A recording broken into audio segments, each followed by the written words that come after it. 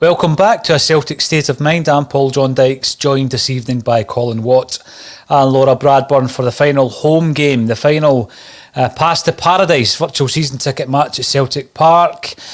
Colin, 2-0 at half-time. What's your thoughts?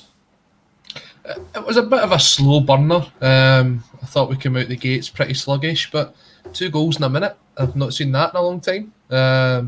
2 great strikes. David Turnbull showing why he's the player and young player of the season. And then Odsonne Edouard showing us what he hasn't really shown us too much of this season. And it's the class that he can actually bring. And of course, the assist had to come from Scott Brown. He's going to sign off. I wouldn't be surprised if we get a penalty, we give it to Scott Brown tonight. That's the way this game's kind of going. Right. Talking about sentimentality, Laura, what did you think in the first half? I was very much with Colin on it. I thought it was almost played it like a kind of pre-season friendly or training match kind of a pace, and I think because of that we were able to knock the ball around and maybe make ourselves look a bit better than we have at other points this season.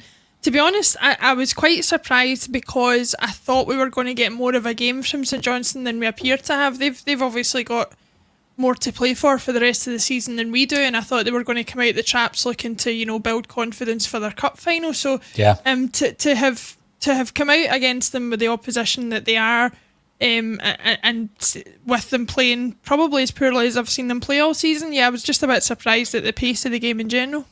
I think what's got to be taken into consideration, though, is they are missing quite a few players from the COVID scenario, and they played more recently than what we did, so maybe the legs are still a bit heavier.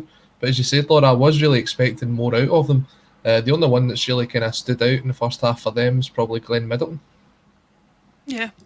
Now, we'll be looking at some of the points coming in. David Kelly actually looked not bad, says David. Thanks for joining us, as you do on a regular basis, David, on YouTube. Being played like a friendly, though. Ralston should retire if Kenny is getting a game of football. As bad a player as I've ever seen at Celtic. To be fair, I'm not going to completely disagree with that, David, because I've really been disappointed when you look at a player coming in, Laura, and you look at the calibre and you look at the teams that they've played for and the level that they've played at.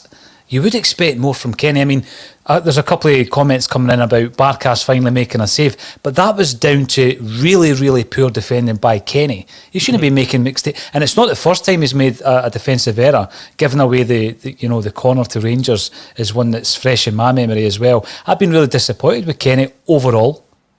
Yeah, I mean, again, not to plug another podcast, but the 20 Minute Tim's podcast, they were talking to the Bournemouth fan about, he was suggesting players that might be able to come to us from England and how they would be a good player for Celtic and blah, blah, blah. And the guys on 20 Minute Tim sort of had to say, listen, they're far out with our ballpark as far as wages is concerned. And I think that's where Kenny just proves that point. You're not necessarily getting value for money when you go to England. Just because we're getting what's considered a fringe player for Everton doesn't mean that he's necessarily good quality. What he is at this point a very expensive mistake. I don't think he'll get a contract on the level of the one that he obviously has at Everton again once that expires, and he's making himself look ordinary against, with all due respect, opposition that he should be far better than, given the level of team that he's come from to play for us.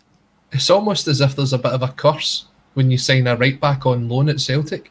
I can't remember the last time, or if we've ever signed a right back that was decent that came in on loan. All these other than Maurice Boyer, you're talking about? No, he was shocking. He was terrible.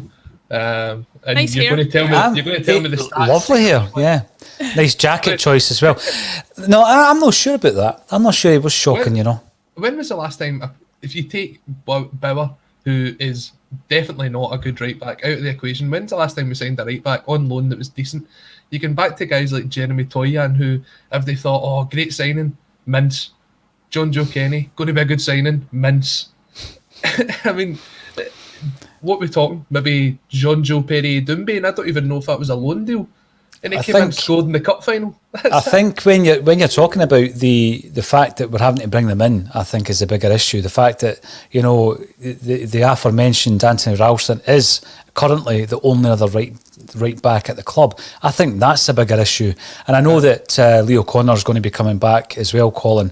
We'll be looking at all the players and assessing all the players to see if they're able to step into the first team squad. But with that in mind, let's have a wee chat about young Montgomery. Some good comments coming in. First up is Magnet67. Young Monty looks decent so far. We've also got Stephen Coulthard. Monty looks good. You're laughing there, Colin. Do you think these comments are about our Monty or Monty that comments on the bulletin from time to time? It's not even that. He's played, 45 minutes? We're calling him Monty already. He's part of the squad. He's integrated. We've taken him to our hearts already. Studio O'Reilly, Monty looks a player. Should have been played months ago. Now, on that point, one of the things we spoke about today, and this was before David Turnbull had been named as the Player of the Year and the Young Player of the Year, was that he was absent for the best part of the first half of the season. And I just think that, you know, we could all see it. Surely Neil Lennon should have seen it. I'm not buying the fact that he was just, you know, edging him into the team, because since he's come in, he's played just about every game, Colin. And I think he showed tonight again just exactly, you know, what we had been missing before he came in the game against Lille. And by the way, I know he did play against tonight's opposition up at McDiarmid Park, and he wasn't great that day, but surely he should have come in beforehand. And I'm not saying that, you know, if had Turnbull played, the whole season would have been different. But it's pretty clear he was a standout when he came in against Lille. And I've got to also say that I think Stephen Welsh could be feeling a wee bit hard done by. If David Turnbull's a Player of the Year, I think Welsh should have been in with a shout for a Young Player of the Year as well, Colin. It can be said. I don't particularly think Stephen Welsh is a great centre-half. I think he's still got a lot to learn. If you're comparing the two, David Turnbull would win it hands down, to be honest. The impact that he's had on the team, as you mentioned, didn't play for the first part of 4 or 5 months when he came in. So it's, for me, I would have given it to Turnbull. I think Welsh is going to have his place as a squad player at Celtic. I think you'll probably look to improve upon that in the summer, bring in players that are probably more experienced and are probably a better player than him. But I think Welsh will be an able stand-in from time to time. I think you've probably not had that player that's came through the academy that could do that since maybe the days of Darren Nadie, when he used to come in the Gordon Strachan. That's probably where Welsh's career will get to. I don't think he'll get better than that, to be honest. What do you think, Laura? Is Colin giving him a bit of a hard time there, do you reckon? I mean, I think he was put in the team under circumstances that weren't ideal, and I think he's matured. He's looking a lot more composed. I mean, he was keeping Shane Duffy out of the side, and a lot the commenters might say that wouldn't have been hard because Duffy wasn't playing well. But, you know, that he must have given him a boost in confidence, Laura. And I'm not so sure. I think that, yeah, under perfect circumstances, he wouldn't be the first choice. But I think he's one of these guys who's going to, what's it tonight, the 20th game he's played this season?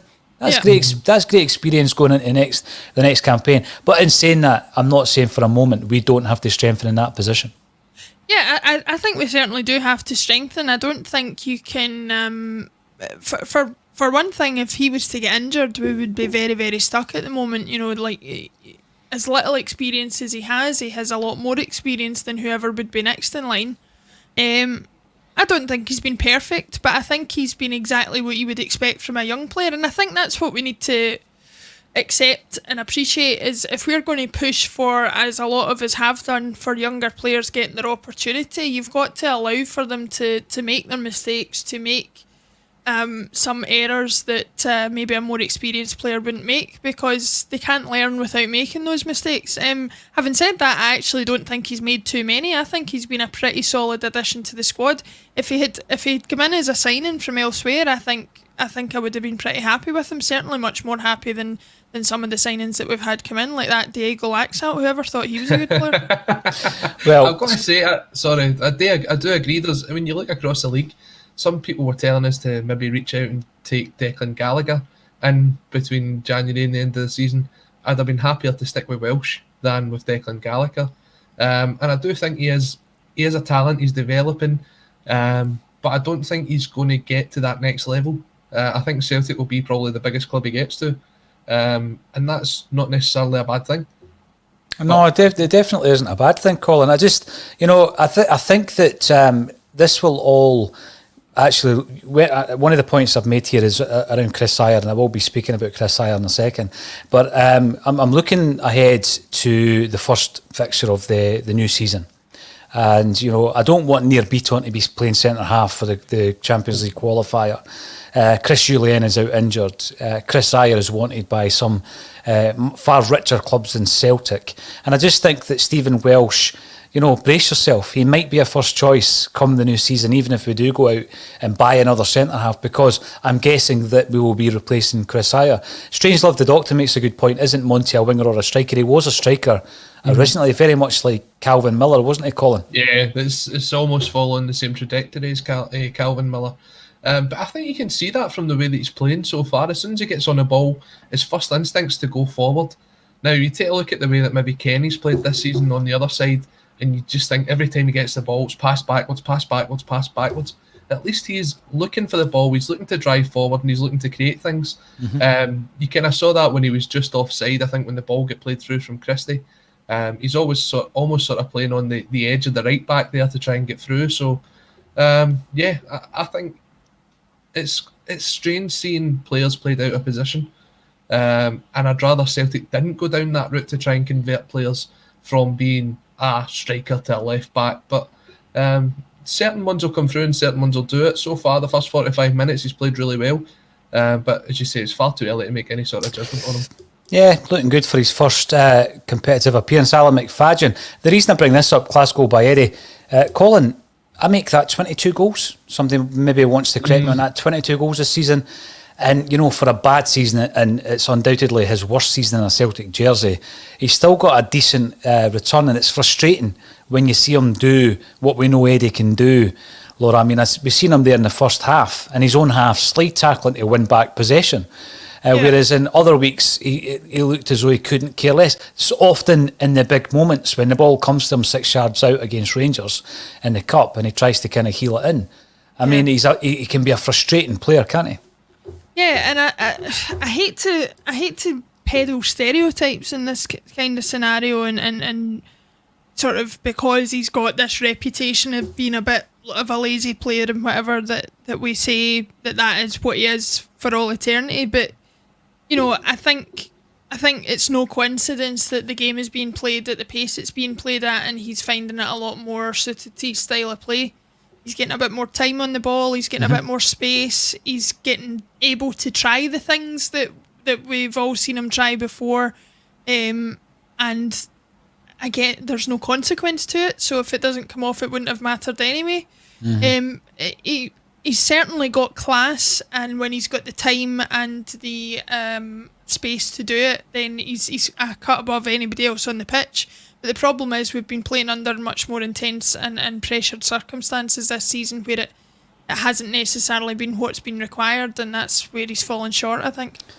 Another point I'd like to raise, Colin, and this goes back to our chat earlier about stats. I listened to last week, actually, Alan Morrison talking about what he believed Ryan Christie's best position to be. And he spoke about some of the best form that he showed in a Celtic jersey was in the number 8. That clearly is the position he's playing tonight. And I've got to agree, I think he's had a very good first half, playing in that kind of central midfield position. He seems to link the play well. And I know you're a big critic of Ryan Christie. Again, is it one of these too little, too late for Christie? Is he definitely on his way out? I think when you look at the way that his contract's set up, he's kind of the end of January or something? It expires the start of January. With that amount of time left on his deal, the fact that he's probably going to go to the Euros with Scotland, I think he's already made his mind up to leave the club. That's not necessarily a bad thing. I think this team does need a lot of refreshing. And Christie's probably one we could afford to lose, considering the sort of talent that you've got there, and David Turnbull, who kind of plays in a similar position to him. I know Alan was kind of on about who would give him a New Year's deal, but if his heart's not in it, then it is time for him to move on. But yeah, I've got to agree, he's played really well so far tonight, and look forward to seeing what he does in the second half. Well, the second half has kicked off, so we'll get back to the action. Thanks everybody for getting involved on YouTube, Twitter and Facebook, and thank you to Laura and Colin for joining me on A Celtic State of Mind.